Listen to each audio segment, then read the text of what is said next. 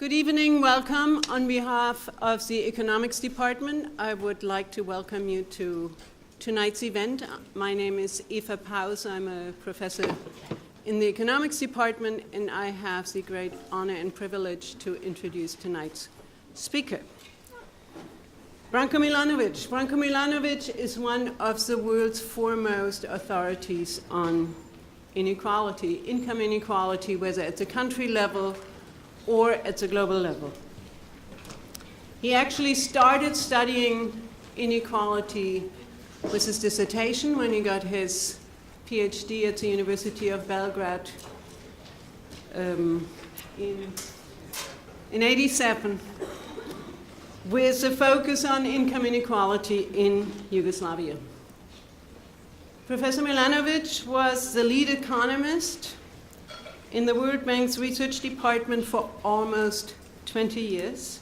He has taught at a number of different universities, from Maryland to Oxford to others. He's currently a visiting presidential professor at the Graduate Center, City University of New York, and he's also a senior scholar at the Stone Center for Socioeconomic Inequality. He has published so many articles in so many journals that I will not list them all. And I know that many of you in this room, the students, but probably faculty, have read either the whole or chapters of his book, The Have and the Have-Nots, which he published in 2011. His latest book, 2016, Global Inequality, has been published, has been translated into 12 different languages so far. He was awarded the 2018 Leontief Prize for advancing the frontiers of economic knowledge.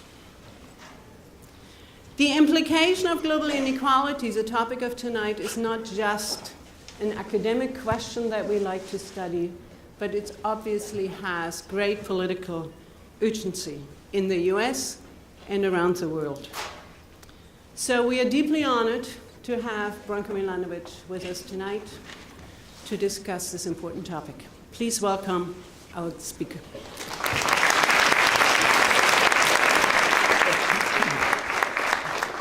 Well, thank you very much for this great introduction. Thank you very much for inviting me. Well, and also thanks to everybody for having come to listen. You know, one of the advantage of listening to the introductions that people make for you is that you can immediately see mistakes that you have made. For example, I thought that it was not 2017, but 2018, which I, of course, have not seen when I did that with my laptop, and probably would not have seen it had I not been so nicely introduced. But as Professor Powell said, actually, this is based largely on the book Global Inequality. And I would, of course, you will see, actually, there are lots of slides. You should not be afraid, because I'm not going to go through all of them. I will speak for about 35 minutes, and I really would like to have lots of questions and answers, hopefully, because I think it would make it, more lively and probably more interesting for you. And as I said, I'm very appreciative of the fact that you have come on a cold evening to listen to this talk.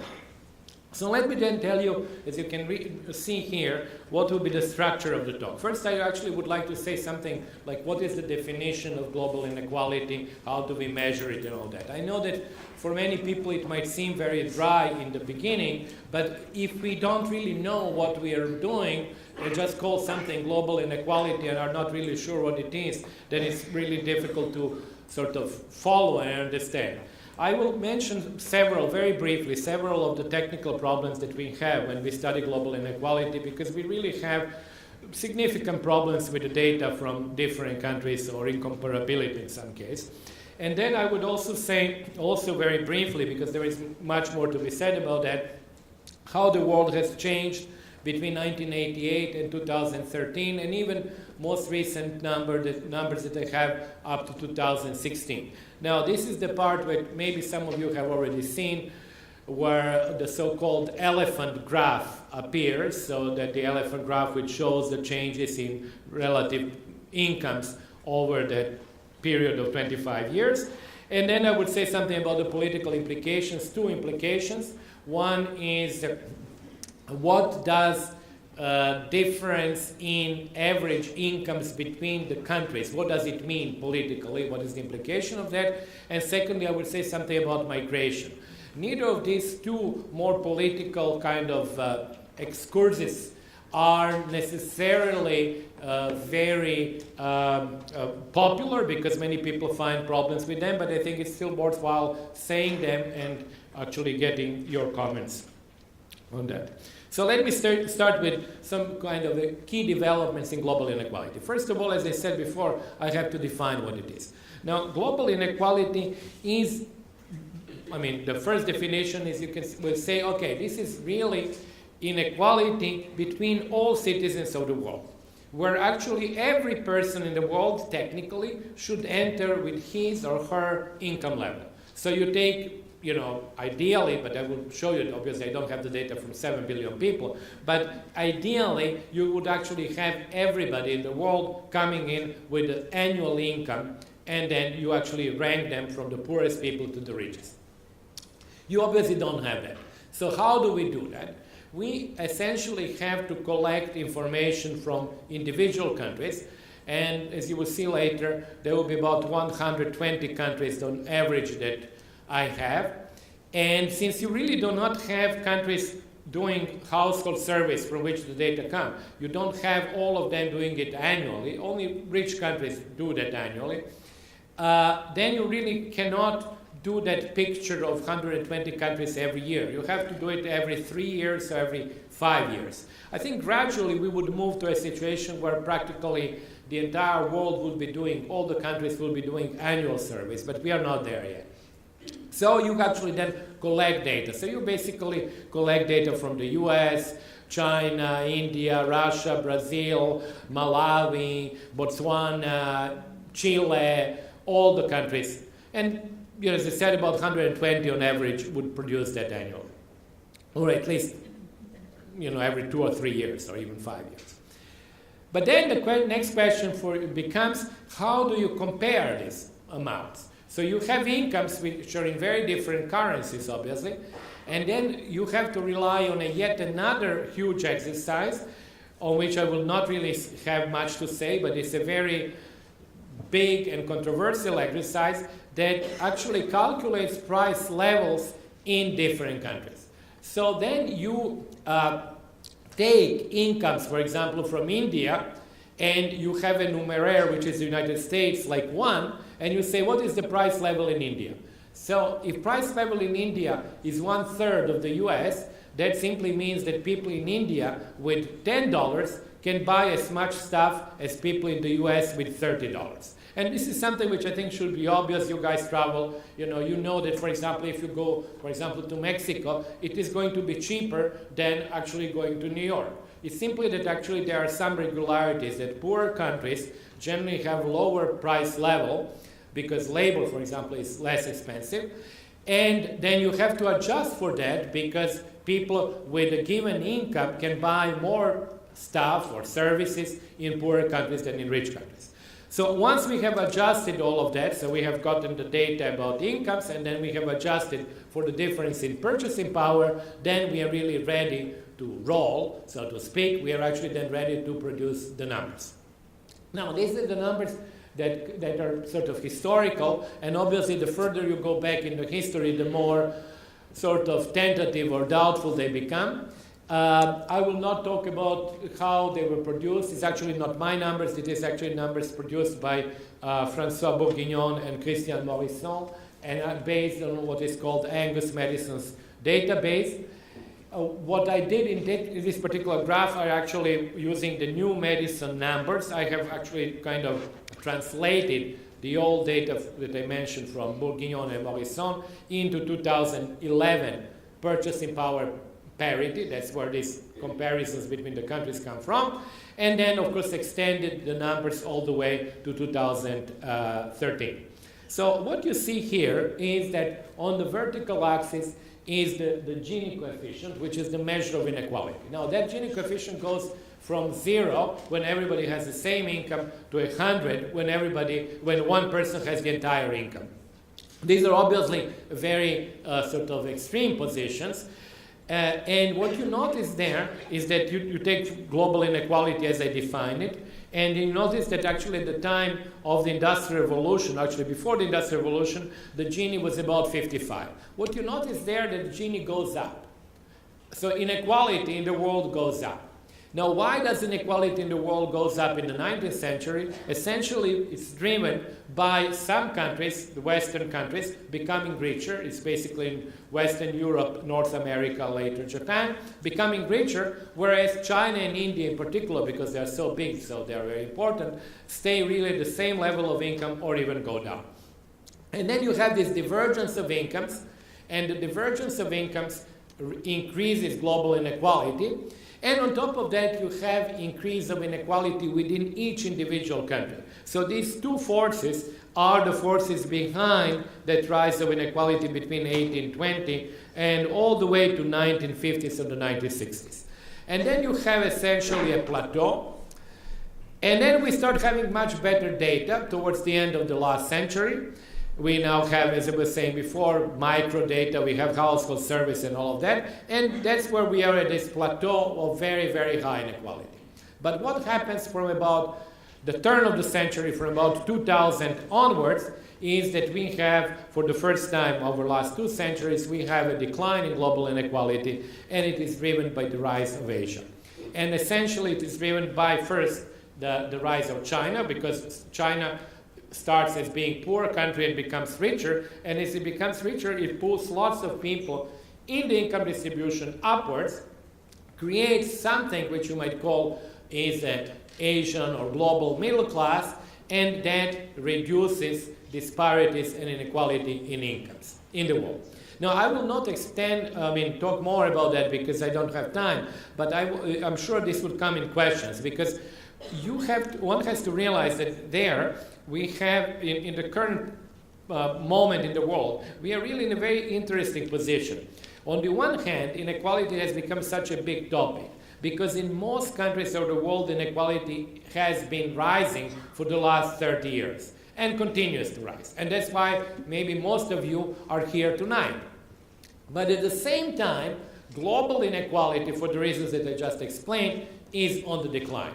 You will see there are some caveats about that decline, because maybe we are underestimating the top incomes, so maybe the decline is not as important as I show it here in the picture, but there was still a decline.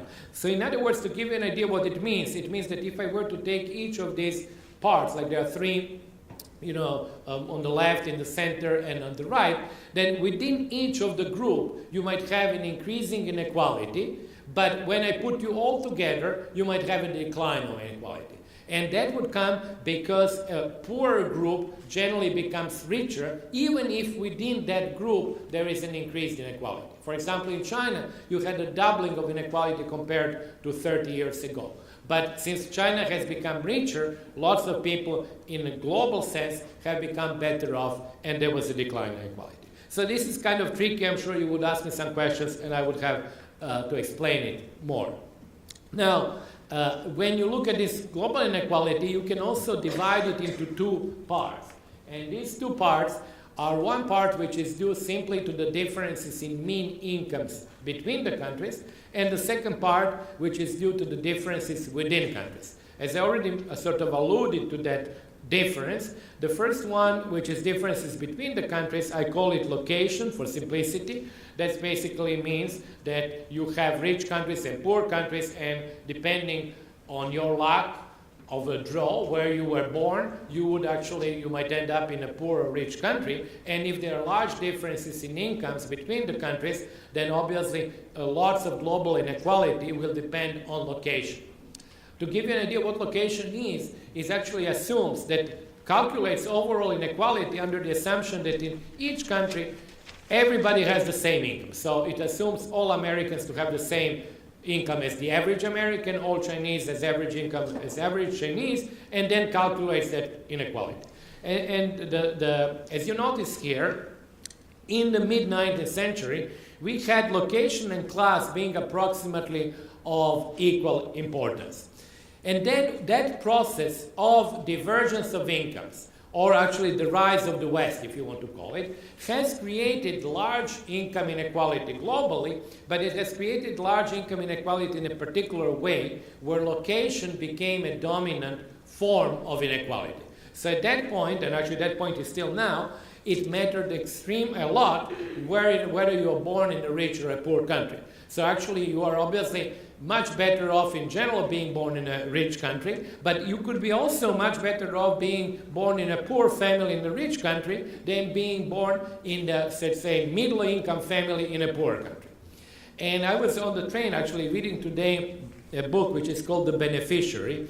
It is about global inequality actually, but it's more philosophical. And actually, I didn't know about that. I read there was a piece that George Orwell wrote in 1937 or 36, where he actually exactly focused on that income difference between the English and the Indians. And then he asked this question, which is implicit here, and that's why I have this title about Frantz Fanon and Karl Marx. The question that Orwell asked, how can we talk about international solidarity among lower classes, where for the Indians, all British are rich, and whether they are from the poor class in England, they perceive them as essentially, not perceive them, but they are actually much richer than Indians in India in 1937. So that's essentially, I think, the issue. When you actually are in the mid-19th century, like Marx was, and you write a story which is essentially a story of inequalities within nations and international solidarity, it makes, among the poorer classes, it makes sense so long as the class divide is the key element behind global inequality. But if location becomes the main element, then that story, as Orwell mentioned it, really does not work anymore. And that's the world that we are living in now, and that was especially the world that we were living in the latter part of the 20th century. But that world could actually change, and is in the process of changing, because we have two forces that lead it, as you can see, to the shrinkage of the location component and to the widening of the class component. Now, what is happening, or what will happen in the future, is that the red part, which is location, would continue being shrunk by the rise of Asia, and not only China and India, which of course are the most important countries, but also Vietnam, Indonesia, Thailand, Burma, and so on, and possibly Africa, although there we have to be, it's less clear that this would sort of continue or happen. So there will be a shrinkage of the location component, and at the same time, if inequalities within nations continue to rise, you would actually see more of the class component becoming important, the gray area becoming wider, bigger. So possibly in 50 years, if these trends continue, we might actually go back to a structure of inequality which might look the way that it looked in the early 19th century. So once again, the first increase of global inequality was essentially driven by the rise of the West. The decline of global inequality is driven by the rise of Asia and equalization of incomes between the nations. Obviously, we are still very, very far from that, but this is a sort of a trend that we can see hopefully happen.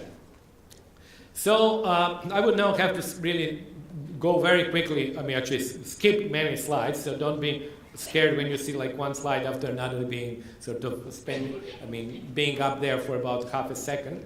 It is simply that, it's a summary of what I was saying, is that actually in the long run, global inequality is determined by the spread of the technological revolution, 19th century in the West and Asia today.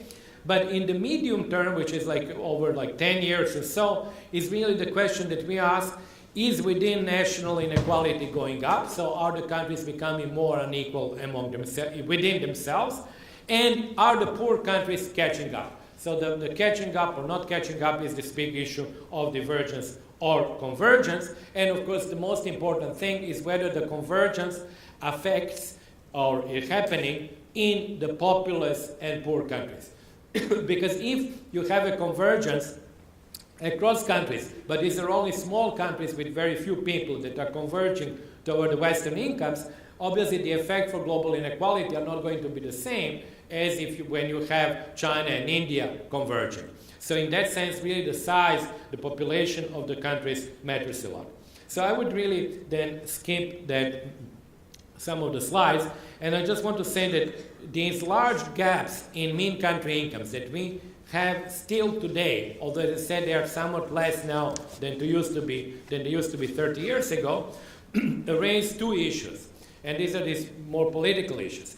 The first one that I called is the citizenship rent. In other words, the very fact that you are born in a rich country and then equivalent a person like you is born in a poor country means that your income in a rich country over lifetime would be several times or maybe order of magnitude larger than the income of the equivalent person in a poor country. Now you can say that doesn't matter, and you can argue one way or the other. For example, for Rawls, that was morally acceptable because otherwise it would actually undermine self-determination within countries. But I think it is an issue that is worthwhile putting on the table, because the issue is to some extent mostly maybe philosophical issue. In other words, we have to ask ourselves, we are in favor, generally speaking, in favor of equality of opportunity. But when we speak about equality of opportunity, or the reverse, inequality of opportunity, we always implicitly limit that to the level of nation state. So in other words, all our language or our terminology is really within the nation state. We don't think that actually people, simply because they are of one race rather than the other, one gender than the other, being born to rich parents in the US rather than poor parents, should have better opportunity. But we don't extend this to the global level. So that's one issue, whether we should or should not extend it, but we have actually, I think, to put it on the table. And the second one, which kind of derives from this, large gaps between country incomes in conditions of globalization, where knowledge of these large gaps is sort of common, and where ability to travel is also relatively sort of common, raise the issue of migration.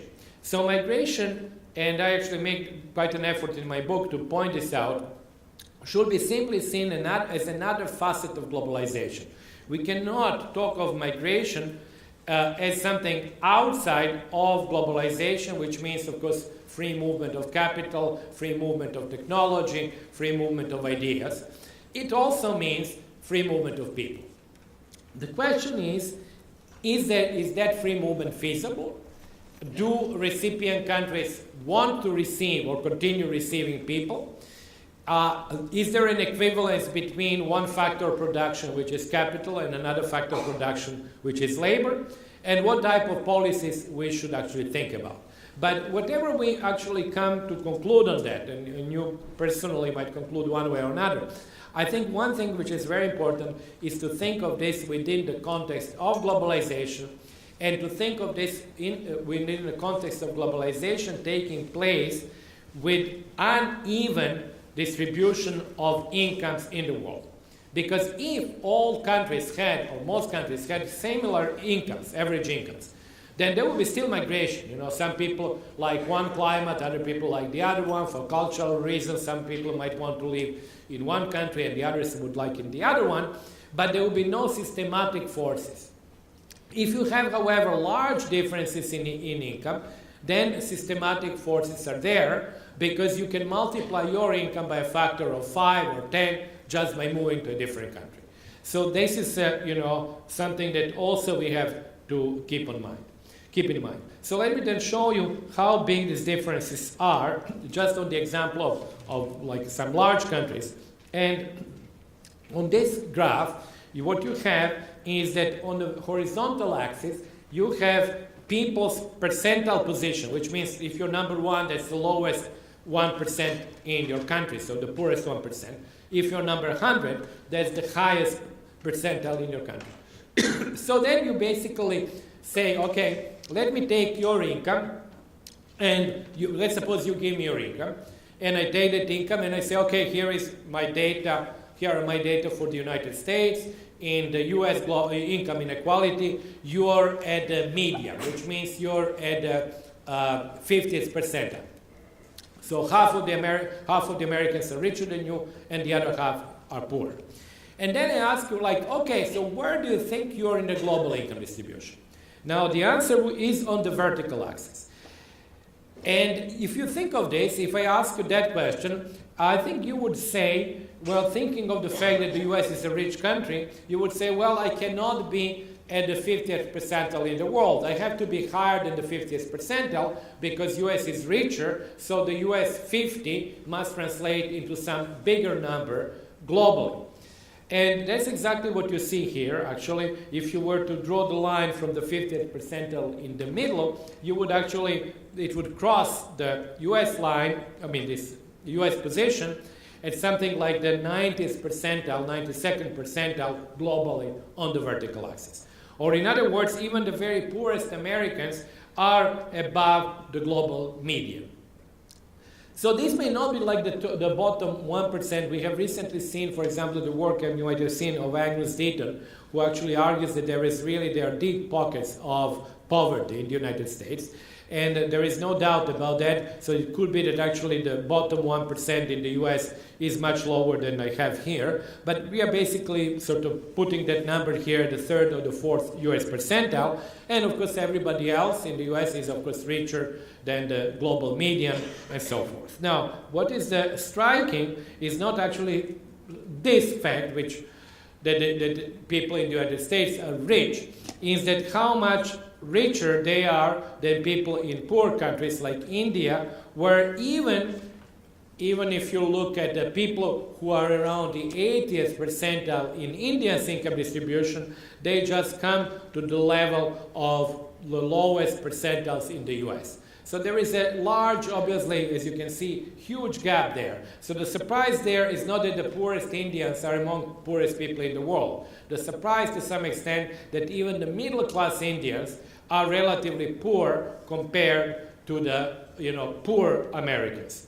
And here I will go very briefly. It's actually, you understand now the logic of the slides. So you have China here, which is, with the poorest people in China being also among poorest people in the world, but of course the top of the Chinese income distribution coming towards the top of the world.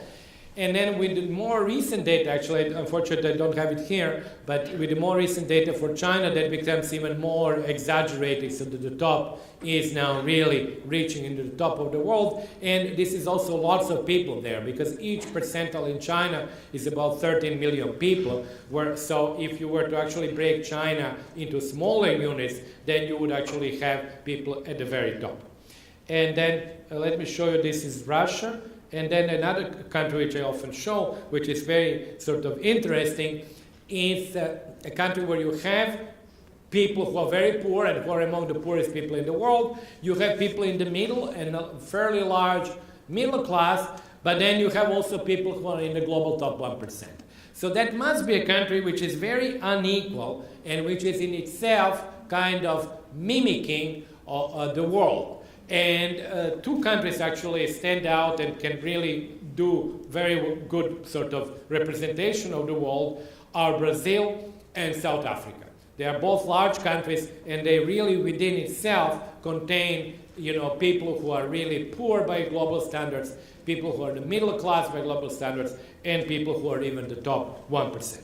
So these are more recent data. I will skip that because I just want to show India is looking better in this data, because these are data on income, whereas the previous ones were on consumption. I don't want to bore you about that. But even when you have more reliable and better data on India, you still see that actually only the top 20% of Indians are better off than it is only people over 80 to 100 in India who are actually better off than the poorest people, poorest groups in the US. And the implication of that is particularly stark if you take rich and relatively equal countries in Europe, like the Netherlands or Finland or Denmark, and plot their distribution against the distribution of poor countries in Africa. Because then what happens is that you have the Dutch population really starting at the 70th percentile in the world and going to the 100th percentile. But many of the African countries do not even reach the 70th percentile in the world. No, that does not mean that there is no person in Mali who is better off than somebody in the Netherlands. It just means that there is not enough people in statistically significant numbers so that the mean income of the top 1% is sufficiently high. So obviously, if you were to break it into each individual person from Mali, you would have some overlap. But statistically here, you basically can have the situation that the distribution of, if you were to draw it over on a line, Malian distribution would go like this, and it would end practically before the distribution of the Netherlands begins. So I think actually I'm running out of time. So I just wanted to mention at the very end, because I will not talk about these technical issues, but I just want to mention the change of how the world has changed over this last 30 years. It is based on a joint work with Christoph Lackner as mentioned here. And to explain what some of you might have seen, which goes under the name of the elephant graph. So what this elephant graph does, it does somewhat similar thing that you have seen before, is that actually on the horizontal axis, it puts everybody's percentile in the global income distribution. So again, if you're number 1, you're among the poorest 1 percentile in the world. If you're number 100, you're the richest percentile in the world. Remember, the richest percentile in the world is like still lots of people. It's like 70 million people, so it's like a big number. And then on the vertical axis, you ask the following question. What was the percentage of increase of your income over the period between 1988 and 2008?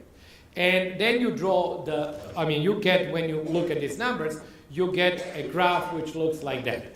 Why did it become called elephant graph? Because there are 3 striking points in this graph. One is that largest increases in income, doubling, and actually in the case of China in particular, it's like tripling or quadrupling of income, has happened around the middle of the global income distribution. That's what you might call the Asian middle class has arisen, and that's where the gains were extremely large, as I said, 4 times the increase or 5 times even an increase by different groups, particularly, for example, urban households in China. Then the second striking point is that if you look at people who are better off than the so-called middle class in China, who are in the US, you can call them lower middle class, they're actually better off in terms of their income, and that's why they're on the right-hand side of the Chinese. But they have seen very little real income growth. So that's the second important point. So essentially, they are richer still, but they are seeing very little in terms of income growth. And the third point is the top of the global income distribution, people who are in the global top 1%, who have seen quite a significant rise. So this graph became used quite a lot because of these 3 points, which actually I think I have here also the results from 2011. These 3 points still remain there. And why they are important? Because if I call the Chinese point, so to speak, point A, the contrast between A and B, which the B would be the point of the American lower or middle class without growth, that the contrast between A and B can be politically interpreted, and was interpreted, as essentially the cost of globalization, which was borne by the middle classes of the rich world, and that were losers in relative sense because of import competition with Asia and because of outsourcing mostly to Asian countries. The contrast or contradiction between the points B and C, if I call the point C the top 1%, can be seen as reflection of increasing income inequalities within nations. So then you see the very special position of that point B or the point of the middle classes of the rich world, because they seem in a graph to be squeezed. On the one hand, competing with people from the poorer countries who are actually willing and able to do the same job as they are doing for lower wage. So that's where the competition is, and they are losing in terms of increase of their income. And then on the other hand, they are having domestically people who are in the top 1% of their national income distributions who have actually done very well and left them very much behind. So this was this really sort of middle class squeeze in the rich world that I think is quite dramatically sort of shown on a graph like this. And if you ask me, like, was this always the case? We, of course, don't know that because we don't have the data which are of the even similar level of precision that we have now. Although even the current data are not ideal, but they're much better than what we had. And if I then when I took the data from Bourguignon and Morrison that I showed you before, and did exactly the same graph with exactly the same range, of course, as you can see, actually going from 0% to 200% gain, and these dots are different countries and different deciles within countries.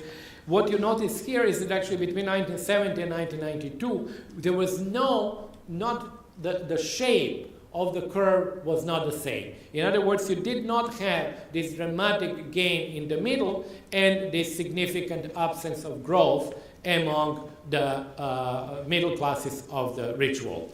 So we are clearly now in a special period where actually some changes are such that we have not seen them before.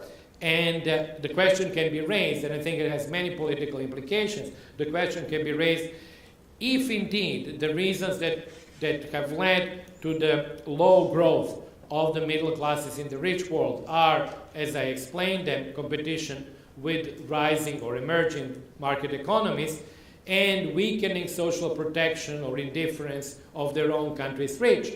If that continues for another 20 or 30 years, is that particular shape of income distribution or the outcomes compatible with the maintenance of democratic institutions and with voting patterns that we have seen before and so forth? So that actually raises the third political question, and I will stop there. And just to remind you, the first two actually were, the one was the citizenship rent, and to what an extent being born in a rich country is a question that we can ethically or morally ask, whether it is okay, whether we should have redistribution at the global level or not.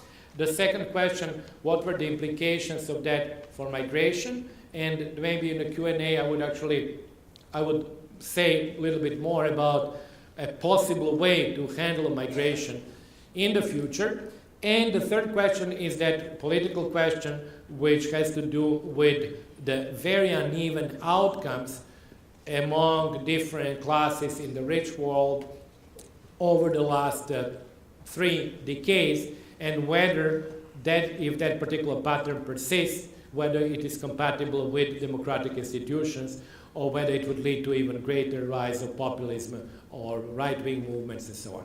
So maybe I think I should stop here and thank you again for your attention, and of course look forward to it.